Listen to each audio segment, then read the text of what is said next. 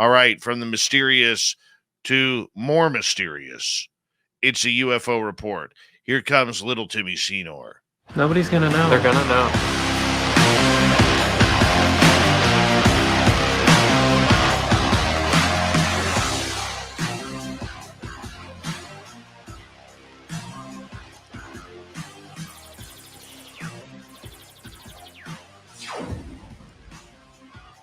All right, a lot going on around the world with UFOs. I mean, Tim, up here where I am, hockey season is officially underway. Had my boy on the ice this evening before the show. I'm going to tell you, I'm riding high over that, my friend. Riding high. I didn't send my son to hockey school this year because I wasn't sure if he was going to play. But I'll tell you, man, he hit the ice, and it was like he took the entire summer power skating. He was incredible today. Incredible. I was so proud of him. That's great. That's great. And hopefully you've got a coach that you like this year, and that's going to be super supportive for you guys. I'm hoping. I'm hoping, my man. I'm hoping. I know how you are. Jaime Maussan, after the embarrassment of the Mexico UFO announcement and his alleged theft of the Peruvian mummies from the Nazca area, well, he's back in the news again, man. What's going on with old Jaime? A lot. And his focus, unfortunately, isn't on the heredity or how he got a hold of these mummies from Peru. Rather, he's drawing more attention to the fact that he wants people to look at these scientifically and take as many notes as they can along the way. So just a couple of days ago, a new scientific research team took a look at one of the mummified bodies that Jaime Maussan claims are alien. And to all of our surprise, the results have actually come back that the skeletal remains are all one piece, one skeletal piece, not an artistic creation as we had thought. In this report, at least, that it's all one skeletal piece and it's not human. And they have come back that more tests need to be done. Now, this was an independent test that was done, and Jaime actually put out just earlier today a new letter asking for another scientific organization to take a sample from the bodies and do some DNA and some more deeper testing. So it seems like Jaime's making a really strong push for more tests to be done on these bodies because he believes that they are real alien bodies. And so I can get into his earlier release, but it's basically a letter specifically requesting Dr. Enrique Grau. And so he is part of the National Autonomous University of Mexico, and he would like him to take a dive at taking a look at these bodies. So Dave, he's not letting go of the story, and these new results that came out just on Monday, so 2 days ago from us here today, those results conflict with everything else that we had been talking about, that it was part llama, part human, and what the first results came back as from back in 2017, saying that it was a mishmash of different parts. Well, this new test from Monday says exactly the opposite. It's one skeletal piece, and it's not of human origin. So, Dave, another conspiracy theory we're diving into again right off the top tonight, but boy, it sure does throw a wrench into the mix. And he is really dodging the whole where did they come from and how did they get here story. So, Dave, over to you. Well, I think that Jaime is hanging himself on a very thin tightrope right now. Excuse me. And I think that I don't understand why he's doing it. I would like to know who the scientists are who took this DNA and studied it so quickly. The reason why I say that is there have been very, very big name scientists who have looked over these mummies to prove that there is human DNA in them and that there was a mishmash of other parts put together. They're not going to make this up for the sake of the Nazca lines. The Nazca lines are like the Egyptian pyramids, man. The more we can learn and find from studying the artifacts and everything, the more we're going to learn about our history and why things were done, like the building of the pyramids or the creation of the Nazca lines, which can only be seen from the air in full aspect. It doesn't make sense. Add to the fact that Maussan has been publicizing this. I don't think he has a choice. Now that I think about it, I don't think he has a choice. His reputation is on the line. Yeah. He staked everything on this, much like George Knapp staked a lot of his future on the story of Bob Lazar. It worked out for Knapp. I don't think this one's going to work out for Maussan. Add to the fact that he did not bring up the fact that there's a potential lawsuit that he is going to have to sit through for allegedly stealing the Nazca mummies, which were found by grave robbers and handed over to him and his team illegally. So, what's he trying to do here? I don't Well, understand the point he is trying to pull or yeah. prove. Well, let's talk a little bit more about last Monday because doctors in Mexico City carried out several laboratory tests on the remains. And according to Jose de Jesus, the director of Mexican Navy's Scientific Institute for Health, the 3 studies were designed to check the skeletal structure of the bodies. And so the study proved that the alleged bodies belonged to a single skeleton and were not assembled.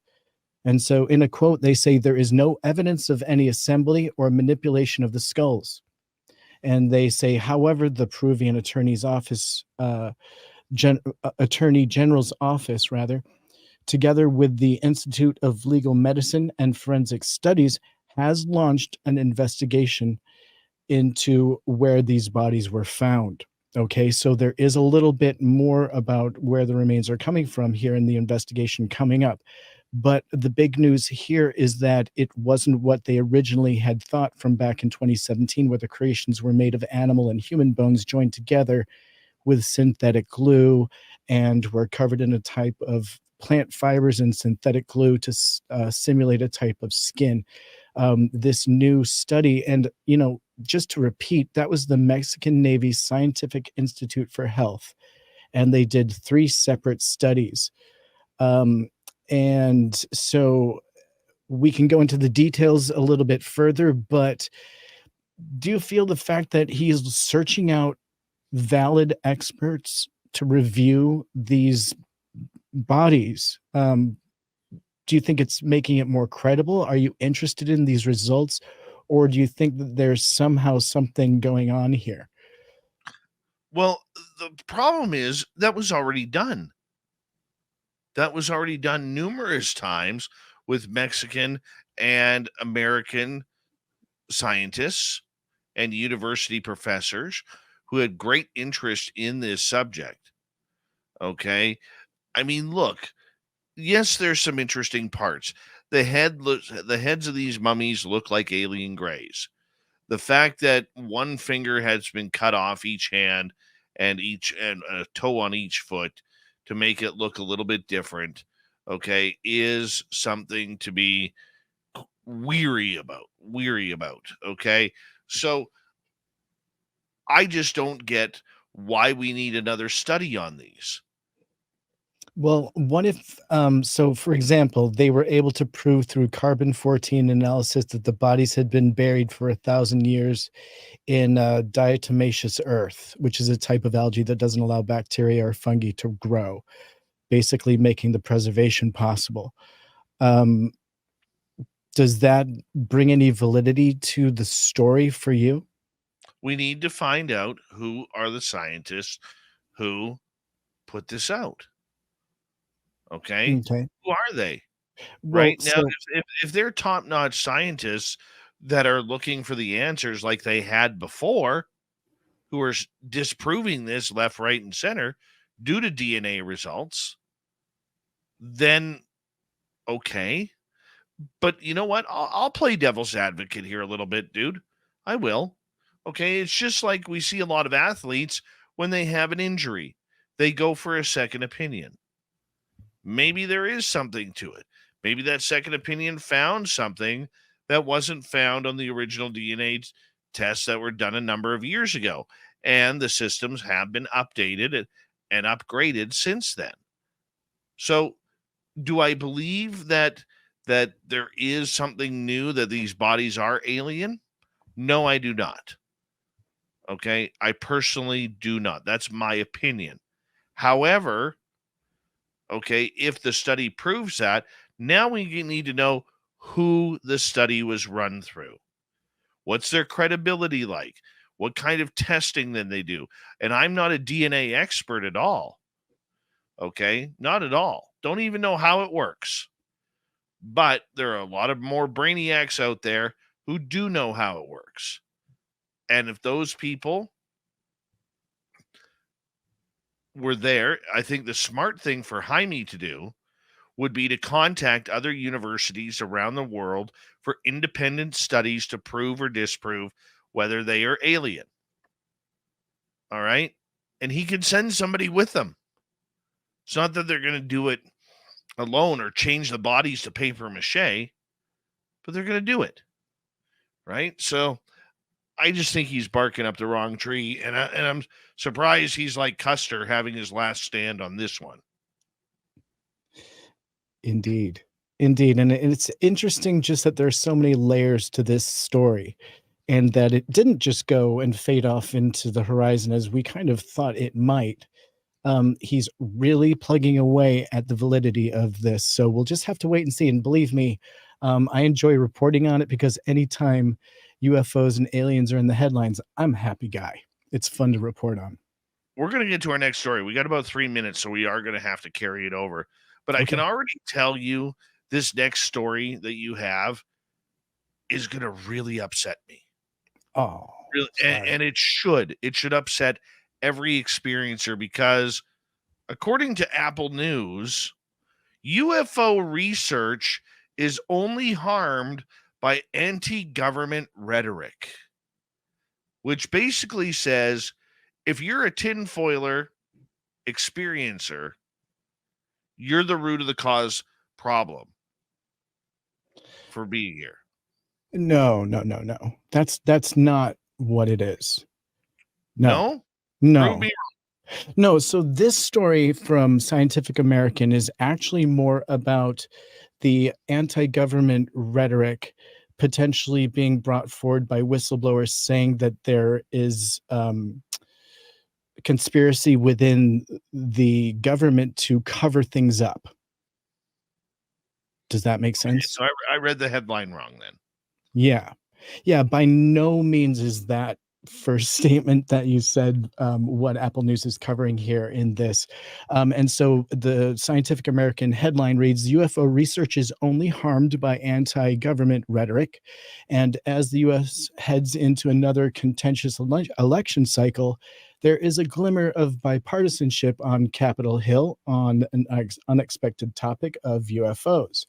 And so both Republicans and Democrats in Congress support the efforts to make more government records related to UAP open to the public.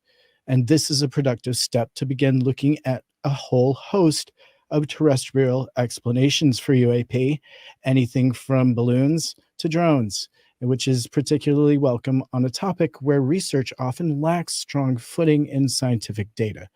However, the increased transparency and other corresponding spotlight on UAP may take a dark turn if policymakers aren't careful, right? And I know that we're going to go to break here, so feel free to break any time here, Dave. But in theory, this should be the open door to an objective and scientific approach to UAP. But if the information released is haphazard, with a focus on one-off reports of sightings that could backfire, because the U.S. national security agencies could suffer damage to their reputation. right? And so those who work on or report such phenomenon could end up stigmatized, as we're starting to kind of see. And so there is also the undercurrent of conspiracy theory and related an anti-government sentiment brewing around the issue. And if this grows, it could provide toxic to any factual and scientific discussion. And so we have seen that some of the accusations that the government officials threatened witnesses with physical harm. And there were also accusations within the whistleblowers that there were leaks within national security establishment, and that also Black government programs were taking place with unexplained spending. And so with the back and forth and the anti-government kind of rhetoric there, we could see the UFO topic itself kind of being thrown off course by some of the less UFO specific topics. Well, let's move on when we get back on Spaced Out Radio, because full committee NASA briefing, its members meeting with NASA in an independent study. But you know what? They're not going to talk to anybody in those UFO fields. Tim Seanor and the UFO Report continue going into the final half hour of Spaced Out Radio next.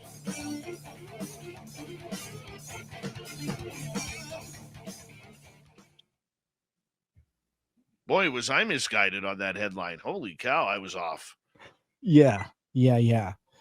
No, but you can see how that could definitely throw the UFO topic off if all they're concentrating. And you know that national security, anything that is like, they want to clutch to that. They don't want to talk about it. So we should keep it to just UFOs, not throw in the mix that there's secret programs and blah, blah, blah. We just want to know what they know about actual aliens and UFO craft. That's all we're asking for here.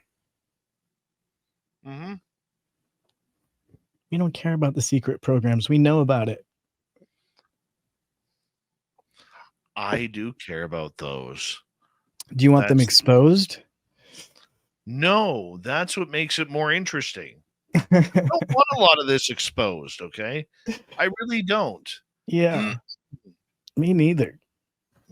But it does seem like it's the topic that keeps coming up, that everyone's concerned about, because it's like, I know, but here's the thing, dude. Here's the thing. If you give up all the secrets at once, there's nothing left at the end. Right. We might as well go play golf or fishing, right? Yeah. I mean, look, can you imagine? Let's just play a little game here for a second, little Timmy Seanor. Could you imagine if we have been on Mars for the last 40 years, 50 years? Could you imagine if those jump rooms that Andrew Bashago talked about are true? Could you imagine if there really was an Apollo 18, 19, and 20 where they were setting up bases on the moon? Right? Yeah. How exciting would that be to find that out? It'd be great. Yeah. And they actually have brand new photos from the dark side of the moon today, believe it or not. I don't know if you saw that. I did not see those. Yeah. A massive crater with ice caps up in one of the poles. And so they're thinking there's frozen hydrogen potentially and all kinds of theories going around, but it's really new information. And, it's pretty cool that they were using a super sensitive, super light sensitive camera, kind of the same thing that we use in what we're, using to search the skies. But obviously this is a NASA camera that was super sensitive to light. So what they were saying was like, the edges of the moon were all blown out where it was getting hit with sun, but everything else that normally would be pitch black, you'd be able to see. And so they were seeing things that they've never seen or photographed. Let's just put it that way, that we've never seen photographs of before. So pretty incredible stuff, and definitely some brand new, beautiful craters that if we were able to see would change our perception probably of what the moon looks like. Beautiful stuff. I think we're there. We've been there for a long time. Yeah. Yeah. And I mean, I've heard all kinds of conjecture, you know, that we even have craft that can take us there and back in the same day, you know, and that it goes so quickly and quietly that we don't even know it's happening. I mean, who knows? That's great. I wish that was real. I hope that's real, I guess I should say. But you know, and that in that same sentence, I think I'd also heard that we'd been to Mars already, but come on. Mm-hmm. I think Elon Musk would have something to say about that. Pretty sure he wants to be the first guy. Oh, I understand that. I totally understand that. But he probably already knows that he won't be. He'll be the first publicized. Nobody's giving up the base. I don't know. That's one of those things, dude, that I want to believe. I really, really want to believe that. Tim, hold on right there because I want to say thank you to Louis times 2, Sally, Debster, Karen, Carla, Simon for the great super chats tonight. Thank you to Debster for becoming our latest space traveler by going to patreon.com/SOR_space_travelers. 1L, not 2. Shop at our store, spacedoutradio.com. And if you're new here, do us a favor. Hit that subscribe button. Ring that bell. We'd appreciate it. Hi, Awesome Man Palmer. Shadow Time Writer. Welcome. Here we go, Tim.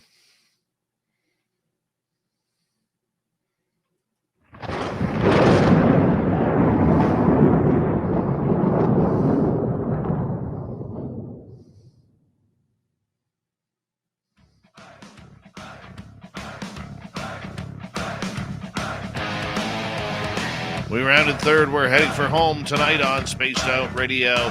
Thank you so much for joining us. My name is Dave Scott. Love the fact that you're right here with me. Cheering on the woo. Yeah, let's do it. If you have missed most of this show or others, check out our free archives by going to youtube.com/Spaced Out Radio. Do old Davey the favor, hit that subscribe button. Our website, spacedoutradio.com. We have a plethora of features for you. Rock out to Bumblefoot, read the Newswire, check out our swag as well. Follow us on Twitter at Spaced Out Radio, Instagram at Spaced Out Radio Show, and join the Space Travelers Club on Patreon. All right, our big man, Tim Seanor, our resident Timbit, joining us for the UFO report. And now that the NASA study, the $100,000 waste of time, is over, an independent inquiry wants to talk to the people who made this study happen. Tim, what's going on here?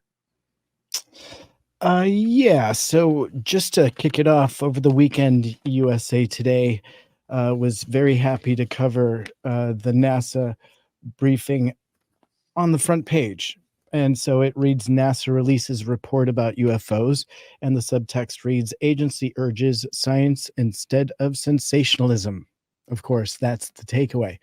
And so now we had a new briefing today coming from Congress and the House of Representatives saying that there is a full committee member briefing taking place to all members of the Committee on Oversight and Accountability on the UAP, a full committee member briefing on NASA's independent study report on UAP. So taking place tomorrow, Thursday, September 21st at 9 a.m., the Committee on Oversight and Accountability will hold a briefing with NASA regarding the recently released independent study report on UAPs. And so NASA commissioned 16 independent researchers to identify available UAP data and how to best collect future data, and how NASA can use that data to move the scientific understanding of UAPs forward. So the committee has invited NASA to conduct a bipartisan full committee member level briefing on their findings. And so the meeting will convene this Thursday. And it looks like more people are going to get to hear perhaps the confidential, not public portion of NASA's finding as to why they decided this was a topic that needed to be further studied. Tim. You are absolutely right on this. You're 100% right on this.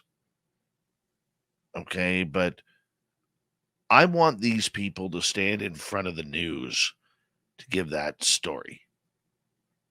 Why did you side with this? What evidence or lack thereof did not commit you to the fact that NASA has been lying for years, decades, half a millennia or more, or half a century, pardon me. Feels like a millennia. There's so much BS coming out of NASA these days. But you know what? Much like we see, jury members of a famous court case put in front of the media where they're speaking, I would like these guys to stand in front of the media and explain their debauchery of this study. I really would. And for them to sit there and say, whether it's privately or publicly, that, oh, well, we weren't looking inside NASA. What's the point? The more and more NASA gets in front of the media about this topic, we all become a little bit dumber because of it, Tim. We all do. We don't mean to, but eventually those who don't believe the rhetoric stop listening, and those who do believe the rhetoric follow the same narrative that is being laid out. So I don't even know why this is a news story. They're not going to tell us anything. They're not going to be public or vocal about it. All of these scientists got a free 8 to 10 grand for hanging on out and doing their thing. I hope they play a lot of golf, okay, or take their family on one of them fancy Bahamas vacations. That's what I hope. And your American taxpayers paid for that. So good job. But if they're anything like their NASA press conferences, they are going to be, how can we put it? I guess we put it this way. They're going to be washing the questions to make sure there's nothing hard, to make sure that there's nothing difficult, to make sure that there is nothing that they could trip their NASA tongues on. And good on them for it. God bless them. I wonder, right? I wonder if any of our listeners liken you to Eeyore and me to Tigger whenever NASA is brought up. I'm all like, NASA, and you're like, no. Look, I don't want to be pessimistic or negative towards them. I really don't. I like NASA. I love watching rockets launch into the sky. Okay? I loved as a kid I loved as a kid watching the shuttle program. I remember growing up at the Abbotsford Air Show. I think it was 1980 or 1981. I got to meet Sally Ride, an American hero. She was the first woman in space. I got to meet her at the Abbotsford Air Show, my hometown. She was one of the special guests there. And I got her autograph. All right. That woman was a hero. Okay. And the one thing that we forget of as public is NASA is part of the military. A lot of what they do is for the military branches of the United States Armed Forces. And we tend to forget that. They don't have the best interests at heart. If you believed your own SETI study that you hadn't found anything in 41 years because Seth Stoshak never took his blinders off or his earplugs out, then why are you conducting this study? You're not even, I mean, think about it here. Tim, if you need a dentist because your tooth is sore, okay, you don't go to an auto mechanic to get some extended warranty service done on your mouth. Yet we see NASA wanting to know all about these fighter pilots and these commercial airline pilots having these UFO experiences, pardon me, UAP experiences. Yet for some reason, they don't talk to their own astronauts or test pilots or engineers or radar operators, which is exactly like taking your toothache to an auto mechanic and hoping he can figure out what's going on. How do you not ask your own pilots, your own astronauts, your own engineers and radar operators, but you are convinced from the top of Bill Nelson on down that these UAPs are here. So we better talk to the fighter pilots. We better talk to commercial airline pilots through the FAA. Does it make sense? Where's logic here?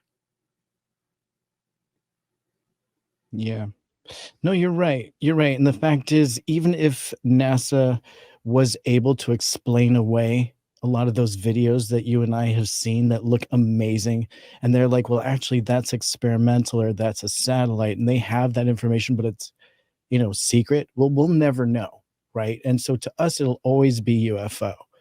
And the fact is that it wouldn't take much for just one of those standout One. videos to That's be all you need. real. Just one. That's all you need is one. Yeah. And here's the other thing too. But how can it's a little bit off topic, but still along the same. How could we have the Pentagon giving the thumbs up to a bunch of videos saying they are a UFO by using the terminology UAP? Yet none of it seems to matter. I forgot my thought on this, and I had a power thought on this. Damn it. Let me see if I get it back here. Anyways, let's just move on. It'll come to me. Okay, but I I don't understand, Tim. And the one thing that I hate is being treated like I'm stupid. And I just get that from NASA, that they're treating us like we're stupid.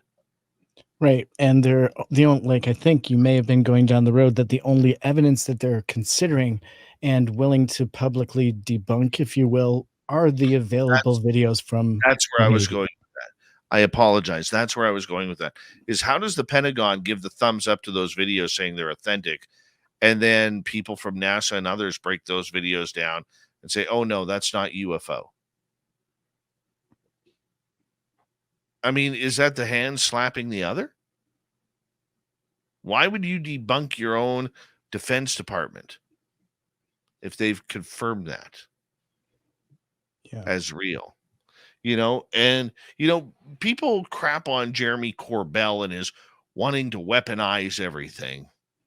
Okay, the documentarian who released a lot of the late videos that we saw come out. Okay, but they were all confirmed, dude. They were all but one were confirmed as authentic UFOs or UAPs, whatever you want to believe in these days. And we Right. don't see the response.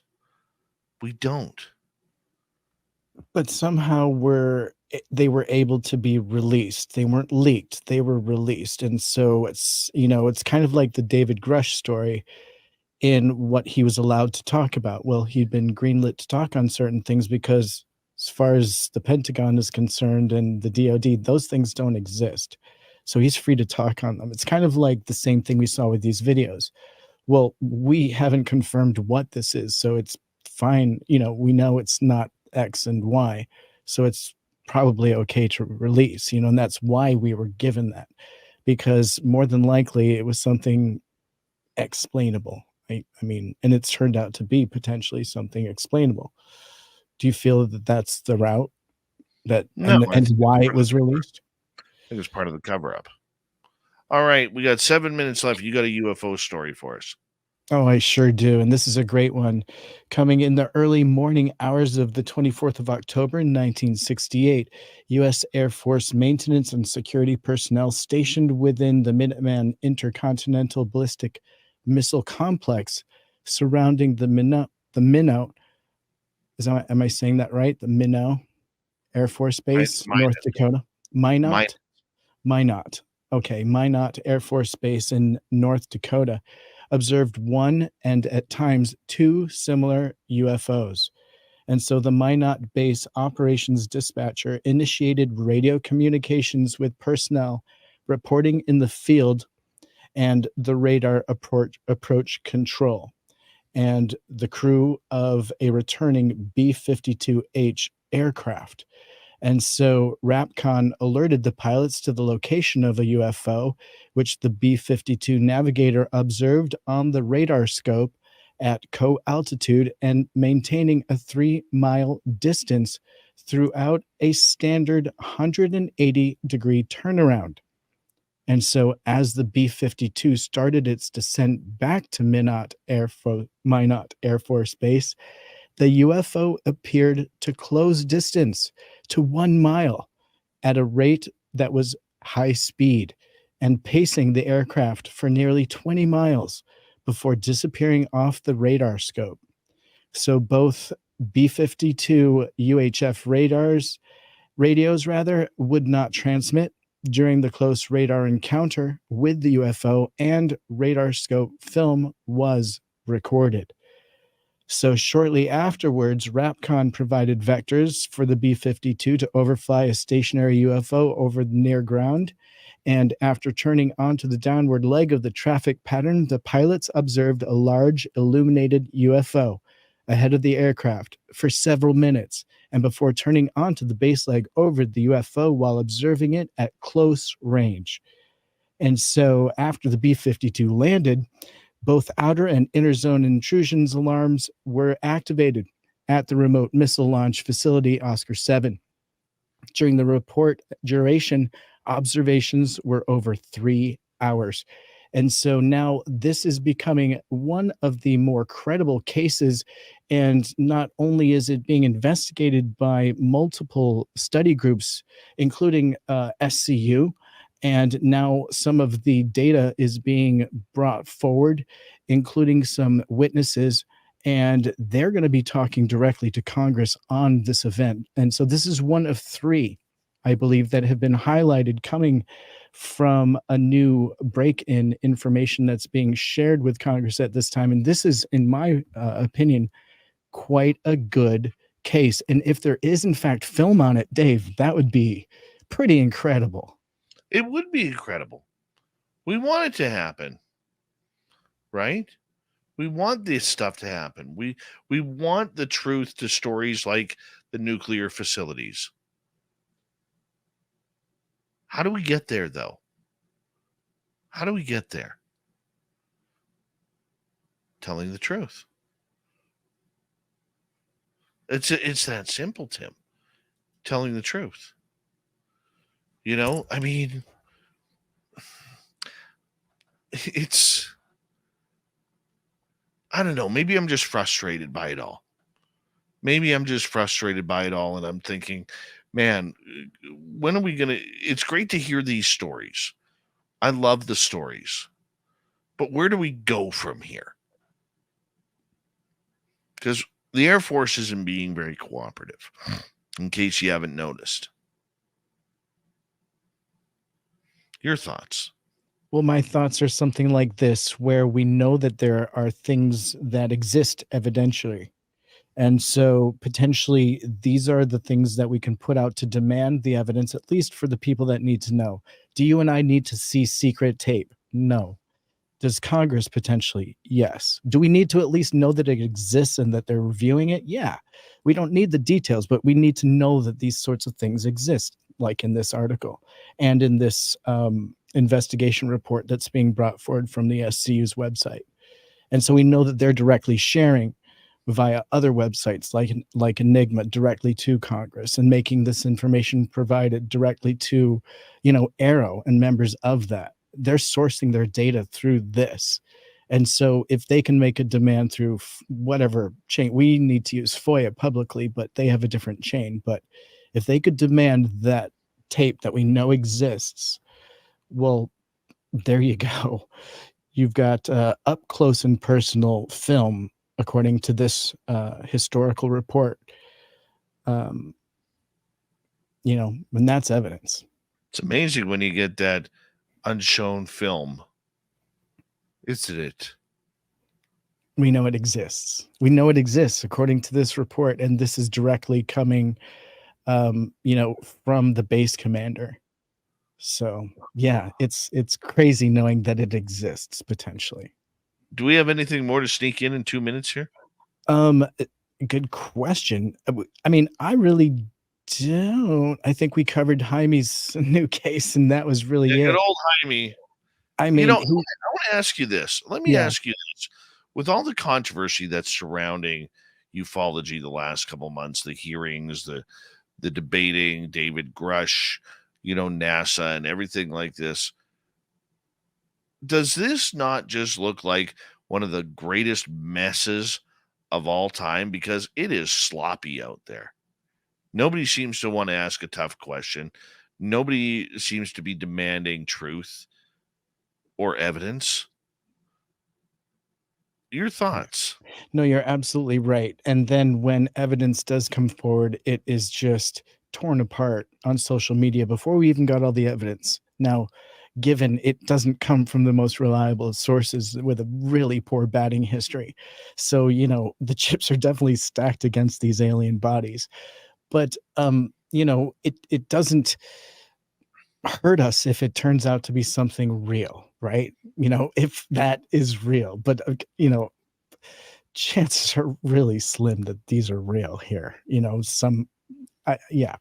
Anyways, moving on from that aspect of it, I do feel like something like this actually hurts the topic, right? And it makes it messier, much messier, right? And the fact that it's dominating headlines, and the fact it was brought up, in front of Congress, and NASA mentions it, that's messy, and it's bad gameplay.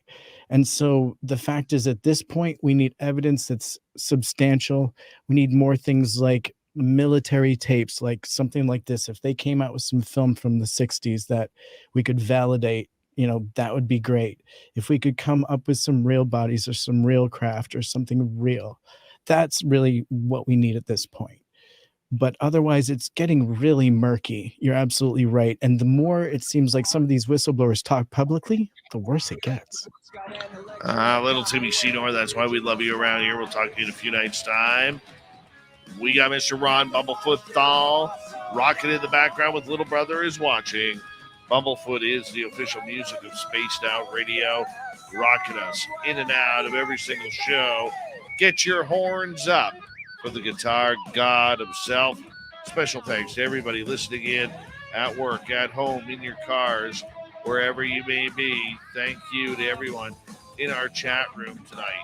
YouTube, Twitch, LGAP, Facebook, Spreaker, LinkedIn, the Space Travelers Club, and on Twitter at #SpacedOutRadio. I know you're out there somewhere. Remember, this show is copyright by Spaced Out Radio and SOR Media Ventures Limited. Thank you so much for choosing to share your evening with us, because together, my friends, we own the night. Mr. Bumblefoot, we need a favor. We need you to take us home. I know you're out there somewhere watching me. Yes, the Woo train has docked for the night. But soon, my friends, we shall ride again. Seats are always available. Your tickets never expire. And if you want to bring a friend, we got room for them too. Good night.